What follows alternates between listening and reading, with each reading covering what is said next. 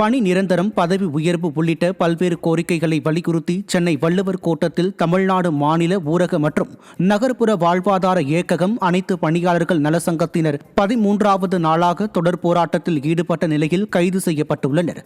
திமுக அரசுக்கு எதிராக கண்டன முழக்கம் இட்டு போராட்டத்தில் ஈடுபட்டனர்.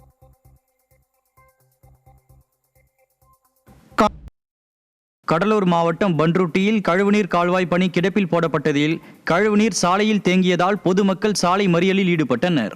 பண்ருட்டி நகராட்சிக்கு உட்பட்ட சில பகுதிகளில் கழிவுநீர் கால்வாய் அமைக்க ஒப்பந்த புள்ளி கோரப்படும் நிலையில் மற்றொரு பகுதியில் கழிவுநீர் கால்வாய் மூடப்பட்டது. இதனால் கழிவுநீர் வெளியேற வழியில்லாமல் சாலையில் தேங்கியதால் கொசு தொல்லையாலும் நோய் தொற்று பரவும் அபாயத்தாலும் அவதியுற்ற மக்கள் ஆத்திரமடைந்து சாலை மறியலில் ஈடுபட்டனர். ஸ்டாலின் மாடல் அரசின் பண்ருட்டி நகராட்சி நிர்வாகம் திறனின்றி செயல்படுவது இதன் மூலம் வெட்ட வெளிச்சமானது.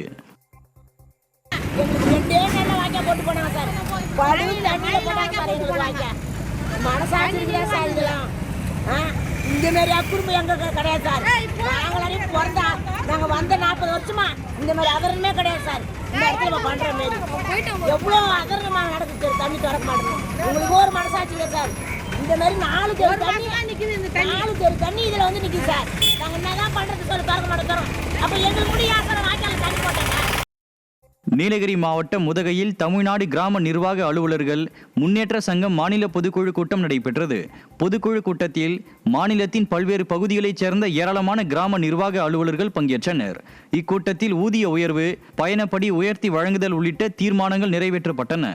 இதனைத் தொடர்ந்து செய்தியாளர்களிடம் பேசிய அச்சங்கத்தின் மாநில தலைவர் பூபதி, கோரிக்கைகளை நிறைவேற்ற தவறினால் தமிழகம் முழுவதும் பல கட்ட போராட்டங்கள் நடத்தப்படும் என திமுக அரசை எச்சரித்தார்.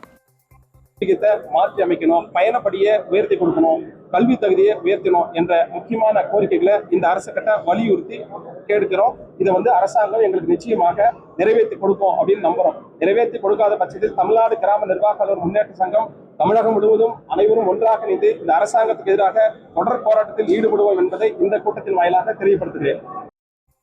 திருச்சி மாவட்டம் துவரங்குறிச்சி அருகே பீர்க்கங்காய் செடி பயிர்களை நாசம் செய்த காட்டெருமை ஒன்று ஆடுகளையும் ஆட்டுக்குட்டிகளையும் மிதித்ததில் ஆடு ஒன்று இறந்தது. கரடிப்பட்டியைச் சேர்ந்த அம்பலம் என்பவரின் தோட்டத்துக்குள் 60,000 ரூபாய் செலவில் பயிரிட்டிருந்த பீர்க்கங்காய் செடிகளை காட்டெருமை முற்றிலுமாக நாசம் செய்ததோடு அங்கிருந்த ஆட்டுக்குட்டிகளையும் ஆடுகளையும் மிதித்ததில் சம்பவ இடத்திலேயே ஆடு ஒன்று பலியானது. திமுக ஆட்சியில் வனத்துறை காட்டெருமைகளை கட்டுப்படுத்த உரிய நடவடிக்கை எடுக்க வேண்டும் என விவசாயிகள் கோரிக்கை விடுத்துள்ளனர். நெல்லை